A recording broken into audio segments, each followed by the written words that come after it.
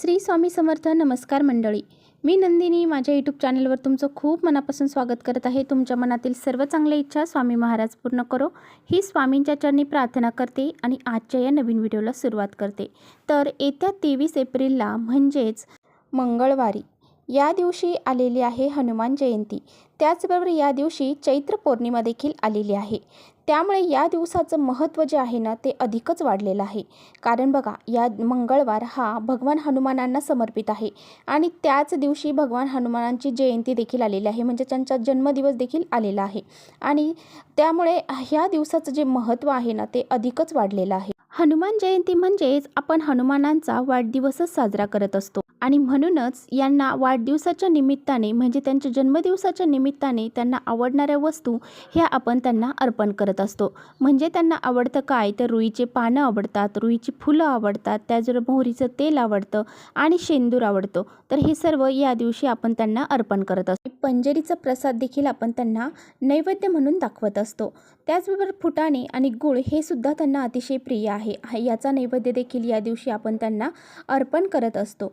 आणि त्याचबरोबर बघा, सकाळी सूर्य उगवायच्या वेळेतच हनुमानांचा जन्मदिवस हा साजरा केला जातो, म्हणजे त्यांचा जन्म हा साजरा केला जातो. आणि या दिवशी सर्व ठिकाणीच आनंदाचे आणि उत्साहाचे वातावरण असते.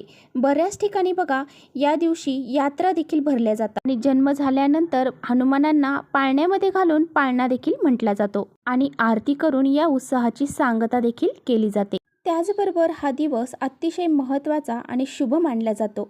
त्यामुळे या दिवशी अनेक सेवा आणि उपाय देखील केले जातात. आज व्हिडिओमध्ये मी तुम्हाला अतिशय प्रभावशाली उपाय सांगणार आहे. आपल्याला हनुमान जयंतीच्या दिवशी सकाळीच आपल्या घरामध्ये हे एक पान घेऊन यायचं आहे आणि हे पान जर तुम्ही या दिवशी आपल्या घरामध्ये आणलं तर तुमच्या घरातील सर्व दोष, वाईट शक्ती, भांडणं, अडचणी, संकट नष्ट होतील आणि त्याचबरोबर घरामध्ये चहूबाजूने पैसा येऊ लागेल. त्याचबरोबर आपल्या घराची, मुलांची, पतीची खूप सारी प्रगती होईल आणि त्याचबरोबर श्रीमंतीचे योग देखील जुळून येतील. त्यामुळे असा हा अत्यंत प्रभावशाली उपाय आजच्या व्हिडिओमध्ये मी तुम्हाला सांगणार आहे. त्यामुळे तुम्ही व्हिडिओ हा शेवटपर्यंत नक्की बघा, जेणेकरून तुमच्यापर्यंत योग्य ती माहिती पोहोचेल. आपल्या चॅनलवर जर तुम्ही नवीन असाल तर चॅनलला लगेच सबस्क्राईब करा आणि असेच माहितीपूर्ण व्हिडिओ पाहण्यासाठी बेल आयकॉनलाही प्रेस करा, म्हणजे मी जेव्हा नवीन व्हिडिओ अपलोड करेन त्याचं नोटिफिकेशन तुम्हाला मिळेल आणि तुम्ही एकही व्हिडिओ मिस करणार नाही. आणि त्याचबरोबर कमेंट्समध्ये जय बजरंगबली, जय हनुमान, जय श्रीराम हे लिहायला अजिबात विसरू नका. तर बघा, हा जो उपाय आहे ना तर हा उपाय आपल्याला हनुमान जयंतीच्या दिवशी सकाळीच करायचा आहे.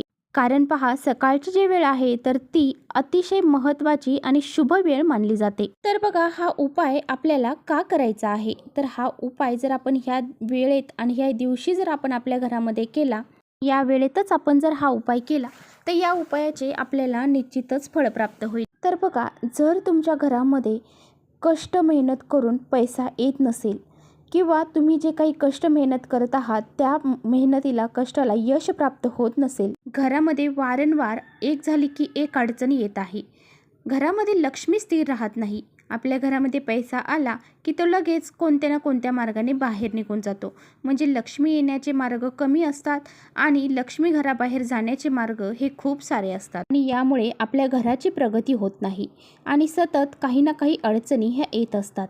आणि या सर्व अडचणी दूर करण्यासाठी आपल्याला हा उपाय करायचा आहे.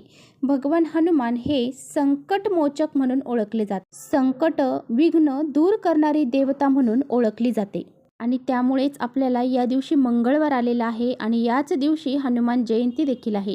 त्यामुळे असा हा एक उपाय आपल्याला आवर्जून घरामध्ये करायचा आहे. तर बघा, आपल्याला या हनुमान जयंतीच्या दिवशी आपल्या घरामध्ये रुईची पानं जी आहेत तर ती घेऊन यायची आहे. सर्वात महत्त्वाची गोष्ट म्हणजे रुईची पानं जी आहेत ना तर ती हनुमानांना अतिशय प्रिय आहे, म्हणूनच आपण हनुमानांना रुईची पानं ही अर्पण करत असतो. आणि त्याचबरोबर बघा, ह्या रुईच्या पानांचे आपण काही उपाय जर केले, आपल्या घरामध्ये जी नकारात्मकता आहे, काही दोष असतील, काही अडचणी असतील तर ते दूर होऊन जातात. त्याचबरोबर आपल्या घरातली दरिद्री आणि गरिबी घालवण्यासाठी ही रुईची पानं, फुलं खूप महत्त्वाची ठरली जातात. आपल्या घरामध्ये धन खेचण्यासाठी हे जे रुईची पानं आहेत तर ती अतिशय महत्त्वाची मानली जातात. आपल्या सर्वांना माहीत असेल किंवा काहींना माहीत देखील नसेल की या रुईच्या मुळांची जी मुळं आहेत तर ती वापरून तांत्रिक क्रिया ह्या केल्या जातात. त्याचबरोबर धार्मिकदृष्ट्या हे रुईचं झाड जे आहे, त्या रुईची झाडाची फुलं जी आहेत तर ती भगवान शंकरांना अतिशय प्रिय आहेत. आणि भगवान हनुमान हे भगवान शिवशंकरांचाच एक अवतार मानला जातात. आणि या रुईच्या पानांचा उपाय केला तर आपल्या घरामध्ये सुख समृद्धी नांदू लागते. आणि म्हणूनच आपल्याला या हनुमान जयंतीच्या दिवशी एक कलश घरातून भरून घ्यायचा आहे आणि त्यामध्ये हळदी कुंकू अक्षदा घ्यायच्या आहेत.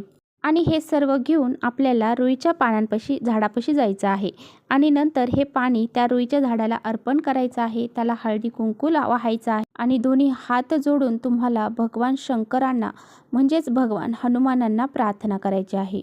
आणि हे जी पानं आहेत तर ती मी कशासाठी तोडत आहे, याचा उपाय मी कशासाठी करत आहे हे तुम्हाला सांगायचं आहे आणि प्रार्थना करायची आहे. अशी प्रार्थना करायची की मी तुम्हाला जर आज आमच्या घरामध्ये घेऊन गेलो तर माझ्या घरामध्ये लक्ष्मी प्रवेश करेल आणि माझ्या घरातील सर्व अडचणी दूर होतील, असं म्हणून तुम्हाला या झाडाची पानं तोडायची आहेत. या रुईच्या पानं तुम्हाला 12 तोडायचे आहेत आणि 12 पानं तोडून तुम्हाला घरी घेऊन यायचे आहेत. आणि घरी आणल्यानंतर तुम्हाला पाण्यामध्ये थोडंसं गंगाजल टाकायचं आहे आणि त्याने हे पानं स्वच्छ धुवून काढायचे आहेत.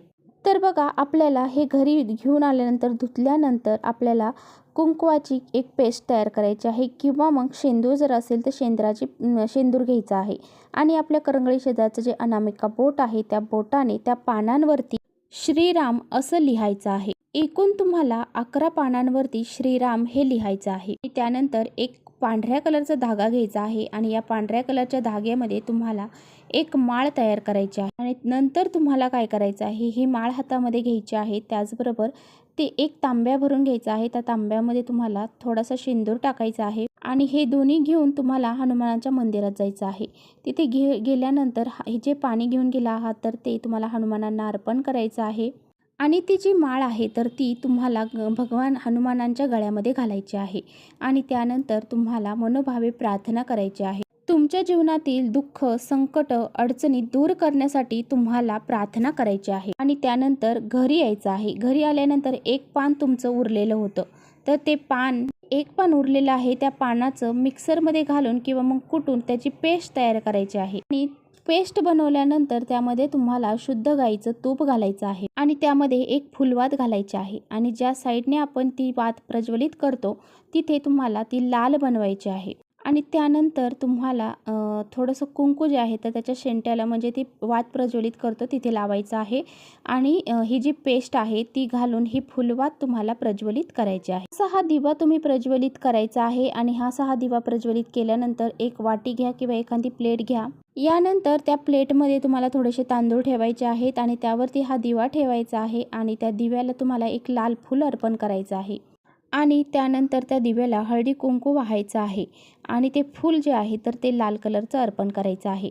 आणि हा दिवा जो आहे तर तो तुम्हाला तुमच्या मंदिरामध्ये किंवा तुमच्या जिथे तुम्ही हनुमानांचा फोटो ठेवलेला आहे त्या ठिकाणी तुम्हाला हा दिवा लावायचा आहे. तर बघा, जर तुमच्या घरामध्ये हनुमानांचा फोटो नसेल, मूर्ती नसेल तर मग तुम्ही हा जो दिवा आहे तर तो शिवपिंडीसमोर लावायचा आहे. हा दिवा लावल्यानंतर दोन्ही हात जोडून भगवान हनुमानांचं तुम्हाला स्मरण करायचं आहे आणि त्यानंतर प्रार्थना करायची आहे की हे हनुमाना, माझ्या घरामध्ये काही दोष अडचणी असतील, संकट असतील ते दूर होऊ दे आणि घरामध्ये सुख, शांती, समृद्धी, ऐश्वर्य प्राप्त होऊ दे. आणि अशी प्रार्थना केल्यानंतर तुम्हाला तुमच्या घरामध्ये काही अडचणी असतील, काही धनासंबंधित समस्या असतील त्या सुद्धा तुम्हाला व्यक्त करायच्या आहेत आणि तुम्हाला तुमच्या घरातच बसून 3 वेळा मोठ्याने हनुमान चालिसेचं पठण करायचं. आणि जर तुम्हाला या हनुमान चालिसेचं स्पष्ट उच्चारण करता येत नसेल तर तुम्ही श्रवण देखील केलं तरी चालेल, परंतु हे यूट्यूबला लावून मोठ्याने आपल्या घरामध्ये तुम्हाला हे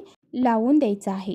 टीव्हीला देखील तुम्ही यूट्यूब कनेक्ट करून लावून देऊ शकता. कारण ह्याचे जे उच्चारण आहे, ह्याचे जे काही शब्द आहेत तर ते शब्द तुमच्या घरामध्ये, तुमच्या वास्तूमध्ये हे गुंजले पाहिजेत. अशा पद्धतीने आपल्याला ह्याचं पठण करायचं आहे किंवा मग तुम्ही श्रवण देखील करू शकता. तर हा दिवा तुम्हाला तसाच ठेवायचा आहे. संध्याकाळी 6 ते 6:30च्या दरम्यान तुम्हाला 2 कापराच्या वड्या घ्यायच्या आहे आणि ती वात तुम्हाला घ्यायची आहे आणि त्यानंतर त्यामध्ये तुम्हाला 2 अख्ख्या लवंगा टाकायच्या आहेत ज्याला फुलं असतील आणि ह्या सर्व वस्तू तुम्ही ज्या प्लेटमध्ये तांदूळ घेतलेले आहेत त्या तांदळावरती ठेवून हे प्रज्वलित करायचं आहे. आणि जो दिवा आहे तो दिवासुद्धा आपल्याला त्या प्लेटमध्ये घ्यायचा आहे आणि प्रज्वलित करायचा आहे. या सर्व वस्तू घेऊन तुम्हाला तुमच्या घरामध्ये फिरवायच्या आहेत.